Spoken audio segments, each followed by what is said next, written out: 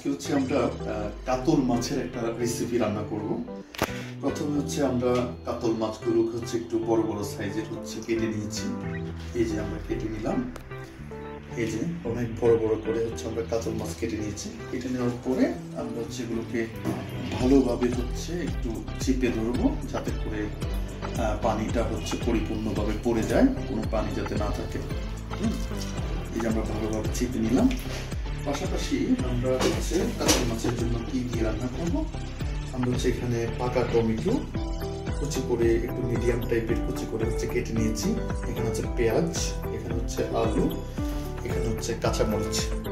এগুলো আমরা আগে করে নিয়েছি, যাতে করে আমরা যখন রান্না শুরু করব আমরা যাতে একসাথে এটা দিয়ে দিতে পারি। এবার আমরা হচ্ছে প্রথমে যেটা করব সেটা হচ্ছে যে আমাদের এখানে হচ্ছে আমাদের এই যে আমরা ছোলাটা ডুবাই দিলাম। নেওয়ার পরে আমরা হচ্ছে আমাদের যে কড়াইতে হচ্ছে আমরা রান্নাটা করব সেটা বসাই দিলাম। এখানে একটা কথা বলে রাখি, আমরা কিন্তু এই মাছগুলো কিন্তু ভাজি করবো না। আমরা হচ্ছে যেহেতু ভাজিটা তেলটা হচ্ছে স্বাস্থ্যের জন্য ক্ষতিকর, সেই ক্ষেত্রে হচ্ছে আমরা এটা ভাজি করব না। আমরা হচ্ছে শুধু মাছটা হচ্ছে রান্না করে ফেলবো, তেল দিব, তবে ভাজি ছাড়া হচ্ছে আমরা মাছটা রান্না করবো। সেই জন্য আমরা এখানে দেখছেন আপনারা যে ফিউল রাইস বার্ন অয়েল যেটা সেটা আছে, আমরা এটা ব্যবহার করব। এখানে মাছটা রান্না করার জন্য আমাদের আনুষঙ্গিক যে জিনিসগুলো আছে এগুলো আমরা প্রস্তুত রেখেছি। আমরা একটু অপেক্ষা করব আমাদের এখানে যে পানিটা আছে সেই পানিটা শুকিয়ে দেওয়ার জন্য। কিছুটা পানি আছে এখনো, পানিটা শুকিয়ে যাওয়ার জন্য। দেখতে পাচ্ছেন যে কিছুক্ষণের মধ্যে পানিটা শুকিয়ে যাবে। হ্যাঁ, অলমোস্ট পানিটা শুকিয়ে গেছে। এখানে আমরা প্রথমে যে কাজটা করব, আমরা হচ্ছে এখানে প্রথমে যে রাইস বার্ন অয়েলটা আছে সেটা আমরা দিয়ে দিব পরিমাণ মতো।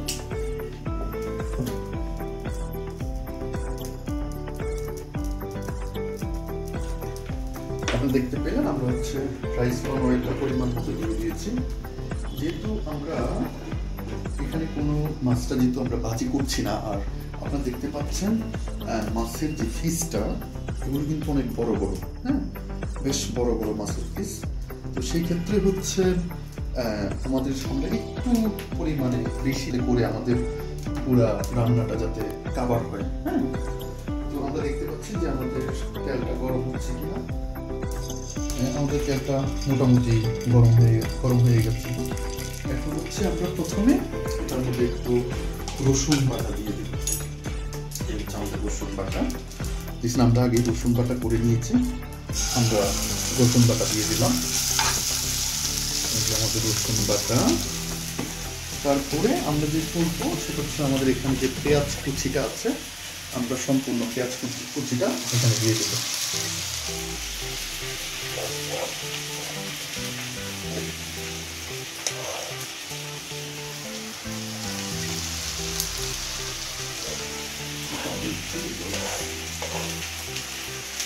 আমরা হচ্ছে পেঁয়াজ কুচিটা দিয়ে দিলাম, দিয়ে আমরা হচ্ছে এটাকে একটু নেড়ে ছেড়ে দিচ্ছি, যাতে করে রসুন বাটা এবং পেঁয়াজ কুচি পাশাপাশি এটার সাথে আমরা যেটা অ্যাডজাস্ট করতে পারি,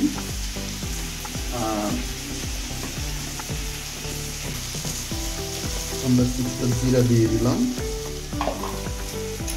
আমাদের এখানে হলুদ আছে,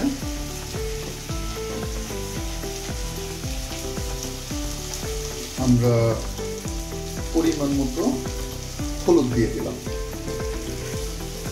তারপরে আমাদের এখানে লবণ আছে, দেখতে পাচ্ছেন লবণ। সেক্ষেত্রে আমরা পরিমাণ মতো লবণ দিয়ে দিলাম। লবণ আপনারা জানেন, সবাই আপনাদের স্বাদ মতো দিবেন, যে পরিমাণ খায় সে পরিমাণ লবণ দিতে পারেন। আপনি একটু অপেক্ষা করবেন যে এটা একটু কালার হওয়ার জন্য। আমরা ইতিমধ্যে দেখতে পাচ্ছি আমরা যেটা দিয়েছি এটা কালার হয়ে গেছে। যেহেতু আমাদের এখানে দামটা খুব বেশি, সেক্ষেত্রে সেটা কালার হয়ে গেছে, আমাদেরকে বেশি সময় অপেক্ষা করতে হয়নি।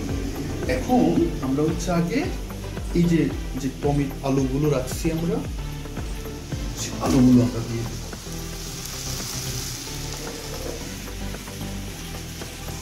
এই যে আলুগুলো আমরা দিয়ে দিলাম। আমরা আলু গ্যাসটা একটু কমাই দিলাম। আলুগুলো দিয়ে আমরা নেড়ে ছেড়ে দিলাম। আলুগুলো আমরা ভালো করে নেড়ে ছেড়ে দিচ্ছি যাতে একটু বসে যাতে না যায়, যেহেতু আমাদের এটার সাথে অলরেডি বিভিন্ন রকমের মশলা মিক্স করা হয়েছে। সেক্ষেত্রে আমরা যদি এটা নেড়ে ছেড়ে না দিই তাহলে সেক্ষেত্রে এটা বসে যেতে পারে। আপনি দেখতে পাচ্ছেন আলুগুলোর সাথে হচ্ছে অলরেডি মশলা হচ্ছে মিক্স হয়েছে। এখানে আমাদের কিছু টমেটো কাটা আছে, তার মধ্যে আমরা অর্ধেক টমেটো দিয়ে দিব, যাতে করে টমেটো থেকে অর্ধেকগুলো হচ্ছে এই জন্য আমরা কিছু টমেটো কাঁচা কাঁচা রাখবো, আর কিছু টমেটো এখানে আগে দিয়ে দিয়েছি যাতে টমেটো থেকে একটু পানি বের হবে, সেই পানিটার কারণে আমাদের এটা লাগবে না। দেন কিছুক্ষণ ঢাকনা দিয়ে রাখবো। ঢাকনা দিয়ে রাখবো হচ্ছে এই জন্য যাতে আমাদের এটা হচ্ছে ইয়ে হয়ে যায়, সিদ্ধ হয়ে যায়। এই যে আপনারা দেখতে পাচ্ছেন লাল টুকটুকে হয়ে গেছে, এই যে দেখতে খুব ভালো লাগতেছে, দেখে মনে হচ্ছে যে জিভে যাতে জল চলে আসে এরকম। এখন আমরা যেটা করবো, আমাদের এখানে যে বড় বড় মাছগুলো আছে, লাইক এই যে মাছগুলো, আমরা এগুলোতে কিন্তু কিছুই দিই নাই। এগুলো হচ্ছে আমরা এখানে দিয়ে দেবো, যেহেতু আমাদের এখানে পর্যাপ্ত মশলা দেওয়া আছে। আমরা হচ্ছে এগুলো সবগুলো এখানে দিয়ে দিলাম। দেওয়ার পরে আমাদের হচ্ছে এগুলো ভালো করে হচ্ছে নেড়ে ছেড়ে দিতে হবে, ভালো করে নেড়ে ছেড়ে দিতে হবে প্রথম অবস্থায়, যেহেতু আমরা পরে আর নাড়তে পারবো না। আমরা ভালো করে নেড়ে ছেড়ে দিচ্ছি যাতে করে এগুলোর মধ্যে সম্পূর্ণ মশলাটা যাতে লেগে যায়। যদি আমাদের সম্পূর্ণ মশলাটা লেগে যায় তাহলে যখন আমাদের রান্না শেষ হবে তখন হচ্ছে এগুলো আর দেখতে সাদা মনে হবে না, কারণ এখানে আমরা যে মশলাটা দিয়েছি সেই মশলা এগুলোর গায়ে হচ্ছে লেগে যাবে। দেখতে পাচ্ছেন আপনারা। ওকে, আমরা হচ্ছে এখন এগুলো আরেকটু যাতে মশলা যাতে একটু কষানো হয়, আমরা আরো কিছু সময় অপেক্ষা করব। হচ্ছে যে মাছগুলো দিয়েছিলাম এখন দেখে আমাদের এগুলো কি করলাম। ওয়াও, আপনারা ইতিমধ্যে কালারটা দেখতে পেয়েছেন। এখন আমরা যেটুকু ভাবছি যে আমাদের মাছটা অলরেডি কষানো হয়ে গেছে, আমরা হচ্ছে এখন আমাদের এখানে আরো কিছু টমেটো কুচি ছিল, আমরা হচ্ছে সেই টমেটো কুচিগুলো দিয়ে দিব। দেখছেন হচ্ছে টমেটো কুচিগুলো দিয়ে দিলাম। দিয়ে দেওয়ার পরে যেহেতু আমাদের এটা একটু সিদ্ধ হওয়া প্রয়োজন, সেক্ষেত্রে হচ্ছে আমরা এখানে পরিমাণ মতো পানি দিয়ে দিই। আমরা এখানে 1 কাপের মতো পানি দিলাম। হচ্ছে আমরা মোটামুটি পানিটা দিয়ে দিলাম, দেখেছেন। তারপরে আমরা নাড়াচাড়ার দরকার নেই আমাদের, আবার হচ্ছে সুন্দর করে একটা ঢাকনা দিয়ে দিলাম। দেওয়ার পরে আমাদেরকে যেটা করতে হবে, আমাদের আগুন একটু কমানো ছিল, সেটা হচ্ছে আর একটু বাড়াই দিতে হবে যাতে খুব দ্রুত যাতে হয়ে যায়। তারপরে আমি আপনাদেরকে দেখাবো যখন আমাদের রান্না শেষ হবে আমরা এটা সার্ভ করবো, সেটা আপনাদেরকে দেখাবো। দেখতে পাচ্ছেন আমাদের রান্না অলমোস্ট শেষ হয়ে গেছে। আমরা এখন এটা ওপেন করবো। দেখতে পাচ্ছেন কি সুন্দর কালার চলে আসছে। দিলাম হচ্ছে আমরা চমৎকার ভাবে এখানে সার্ভ করবো।